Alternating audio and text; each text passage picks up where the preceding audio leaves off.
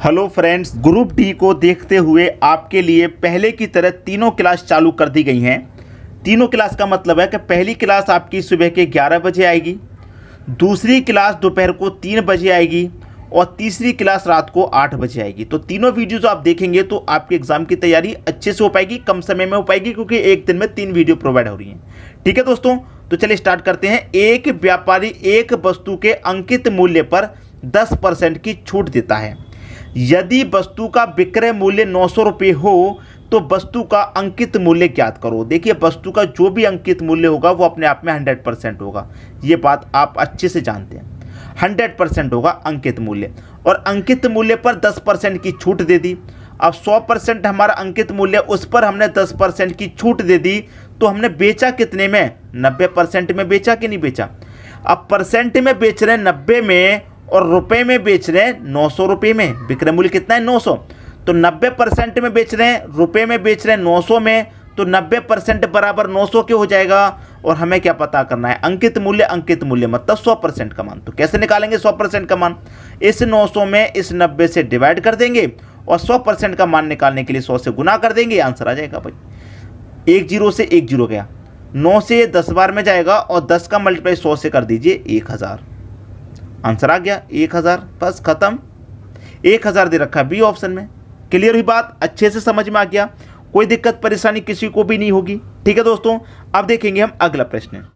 अगला प्रश्न है, विपरीत दिशाओं से आ रही 152.5 मीटर और 157.5 मीटर लंबी दो गाड़ियां 9.3 सेकंड में एक दूसरे को पार कर जाती हैं, तो दोनों गाड़ियों की संयोजित गति प्रति घंटा क्या होगी?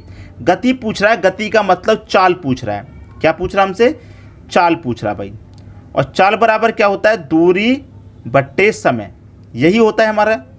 अब एक चीज़ अच्छे से ध्यान रखना कि ये विपरीत दिशाओं से आ रही हैं। विपरीत दिशाओं का मतलब आमने सामने से ऐसे आ रही हैं। अगर एक ही दिशा में आए तो हमेशा याद रखना उनकी चालों का अंतर करते हैं। जब एक ही दिशा में जा रही हों दोनों गाड़ियाँ और आमने सामने से जब आती हैं तो प्लस करते हैं उनकी चालों को। ठीक है, प्लस कर देते हैं, आमने सामने से प्लस करेंगे। एक ही दिशा में होंगे तो अंतर कर देंगे। अब यहाँ पर क्या है? हमारी चाल हमको निकालनी है भाई, और दूरी हमें दे रखी है। पहली ट्रेन की दूरी ये है, दूसरी की ये है, दोनों को जोड़ लेंगे। ठीक है, दोनों को जोड़ लेंगे तो ये कितना हो जाएगा? 150 और 150 300, 300 हो गया। 7 और 2 9, 309, आधा ये 310 हो गया। कितना हो गया भाई? ये 310 हो गई। समय कितना है? 9.3 सेकेंड का, 9.3। अब यहाँ से मैं दशमलव इसको हटा दूँ तो ऊपर 1 0 लग जाएगा, क्योंकि एक संख्या दशमलव के बाद में अब ये 93 हो गया। अब इसमें एक चीज़ और कि भैया यहाँ पर हमारा समय सेकंड में है और यहाँ घंटे में है, यूनिट अलग अलग है भाई। बड़ी यूनिट में पूछ रहा है, बड़ी यूनिट में पूछ रहा है तो बड़ी संख्या ऊपर आएगी, 18 बट्टे में 5 आ जाएगा भाई। जब हमारी यूनिट समान नहीं है, अलग अलग हैं, तो हमें 18 बट्टे 5 से गुना करना पड़ेगा। किलोमीटर में पूछ रहा है तो 18 बट्टे 5 से गुना। अगर मीटर पर सेकंड में पूछेगा तो संख्या पलट जाएगी, 5 ऊपर 18 नीचे। अच्छे से ध्यान है आपको।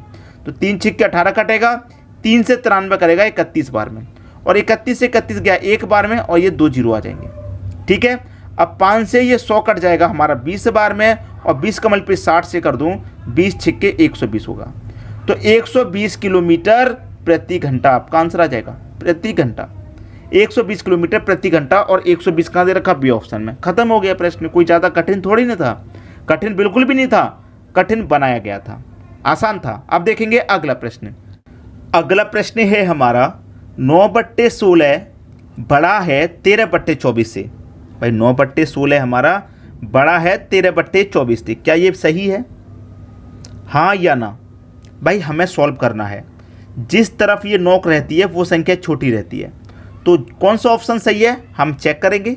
ठीक है, तो देखिए यहाँ पर मैं क्या करूँगा, 16 और 24 का क्या करूँगा? एलसीएम लूँगा, तो एलसीएम मेरा 48 आ जाएगा।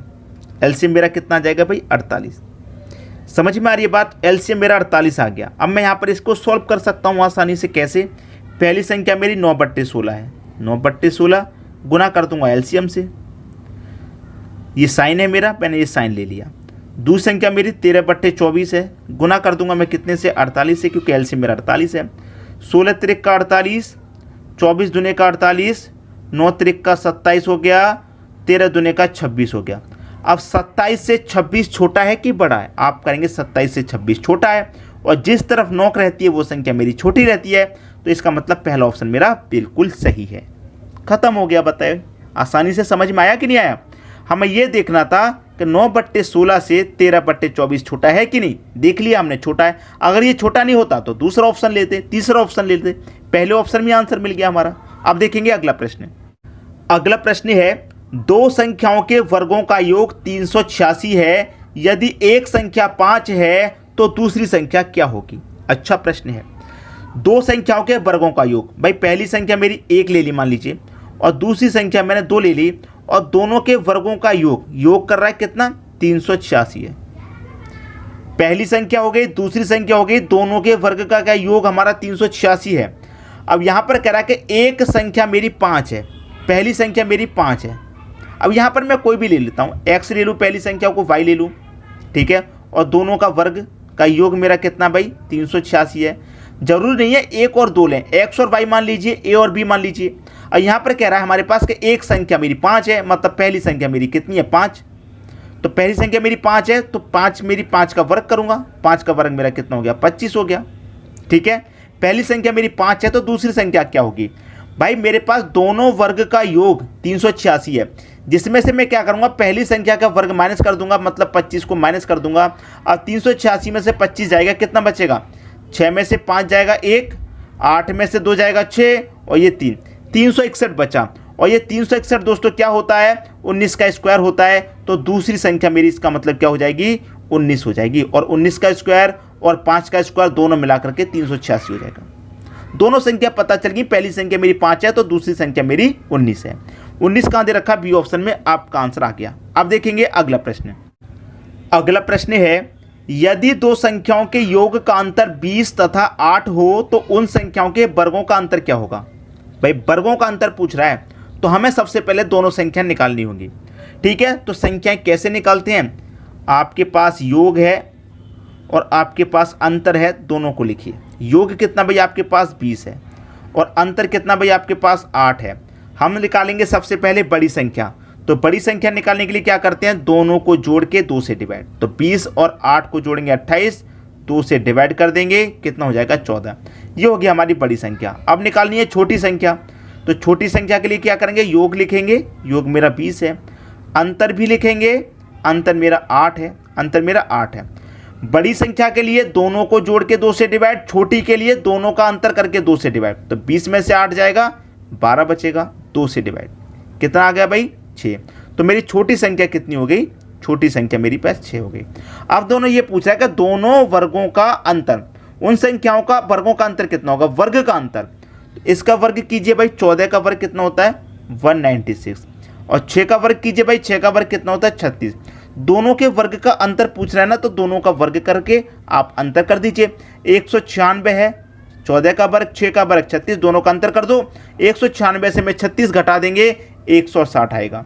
अंतर कितना है? 160। डी ऑप्शन बिल्कुल सही हो गया। अच्छे से समझ में आ गया। अब देखेंगे दोस्तों अगला प्रश्न।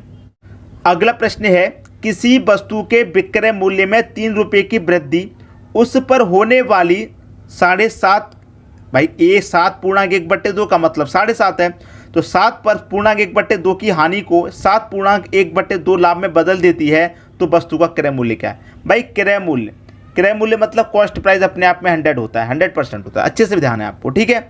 अब देखिए यहाँ पर हमारे कितने की? 3 रुपये की। अब एक जगह हानि है, एक जगह लाभ है, तो मैंने क्या है? दोनों को जोड़ करके डिवाइड कर देते हैं। 7.5 और 7.5 कितना हो गया? 15। और हमें क्या निकालना है? क्रय मूल्य। क्रय मूल्य मतलब 100% का मान निकालना है, तो 100 से गुना। 3 × 5 = 15, 5 से 100 कटेगा 20 बार में। सी ऑप्शन बिल्कुल सही, आंसर खत्म।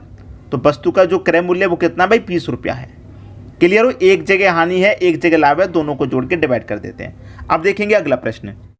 अगला प्रश्न है, ललित अपनी कार को 20% हानि के बजाय 5% हानि पर बेचता है। भाई 20% हानि पर बेच रहा था पहले, फिर 20 से उसने छोड़ करके 5% हानि पर बेचा, तो उसने कितनी बचत कर ली हानि पर? 15% की बचत कर ली। पहले बेच रहा था 20% पे, लेकिन 20 के बजाय उसने सिर्फ 5 पर बेचा, तो 15% की उसे बचत हो गई।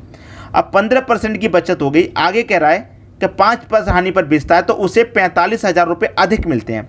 भाई 45,000 रुपये अधिक कब मिल रहे हैं? जब वो 15% की बचत कर रहा है। तो इसका मतलब 15% बराबर 45,000 के हो जाएगा, क्योंकि 15% की उसने जब बचत की तो 45,000 रुपये उसे अधिक मिले, तो 15% बराबर 45,000 के। अब 15% बराबर 45,000 के, तो 1% बराबर कितना? 15 त्रिक का 45 3 बार में गया, तो 1% बराबर 3,000 के। अब 1% बराबर 3,000 के, तो आपसे पूछ रहा है क्रय मूल्य। क्रय मूल्य मतलब 100% का मान। 1% बराबर 3,000 के, तो 100% बराबर कितने के भाई? 30,000 के। 100% बराबर कितने के? 30,000 के। क्लियर है? आपको अच्छे समझ में आ गया? किसी को भी प्रश्न में कोई समस्या यहां पर नहीं होगी। 1% बराबर 3,000, तो 100% बराबर कितना? 100% बराबर हो जाएगा दोस्तों 30,000 नहीं 3 लाख। 1 2 3 4 5 जीरो आएंगे, 3 लाख रुपए। ठीक है, तो 3 लाख रुपए कहां दे रखा है? सी ऑप्शन में। खत्म प्रश्न। 10% का मान आता हमारा 30,000, लेकिन 100% का मान 3 लाख रुपए आएगा। ठीक है, क्लियर हुई बात? ये आपके प्रश्न का बिल्कुल सही आंसर हो गया। अब देखते हैं अगला प्रश्न। अगला प्रश्न है, यदि ड्राइवर कार को 15 मीटर पर सेकंड की चाल से चलाता है तो उसके द्वारा 3 घंटे 20 मिनट में तय की गई दूरी ज्ञात कीजिए। यह प्रश्न मैं आपको होमवर्क के लिए दे रहा हूं दोस्तों।